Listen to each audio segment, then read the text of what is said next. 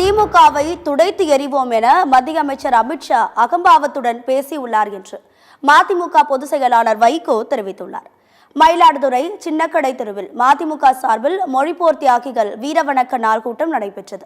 இந்த கூட்டத்தில் பேசிய வைகோ, திமுகவை துடைத்து எறிவோம் என அமித்ஷா அகம்பாவத்துடன் பேசியுள்ளார்.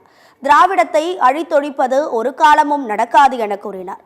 பாசிச சக்திகளின் எண்ணம் பலிக்காது, திமுக தனிப்பெரும்பான்மையுடன் ஆட்சி அமைக்கும் எனவும் தெரிவித்தார். ஆணவத்தினுடைய மறு உருவம், அகம்பாவத்தினுடைய பிரதிநிதித்துவம். அவர் பெயர் ஷா, அமித்ஷா. அவர் என்ன சொல்லியிருக்கிறார்? மிஸ்டர் அமித்ஷா என்ன சொன்னீர்கள்? திமுக கழகத்தை துடைத்து எறிவோம். We will destroy the DMK party. Amit Shah அவர்களே, என்ன மண்ட கொழுப்பு இருந்தா இந்த வார்த்தைகளை சொல்லுவீங்க? நான் பார்லிமெண்ட்ல நேருக்கு நேராகவே கேட்பேன், இதே வார்த்தைகளை சொல்லி கேட்பேன்.